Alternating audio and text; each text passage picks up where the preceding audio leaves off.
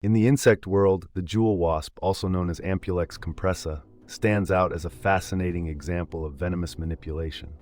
Native to tropical regions, this wasp uses a highly specialized venom to turn cockroaches into living hosts for its larvae. By injecting precise doses into specific nerves, the venom incapacitates the cockroach's escape response. The wasp then guides its immobilized target to its burrow, laying an egg on its abdomen.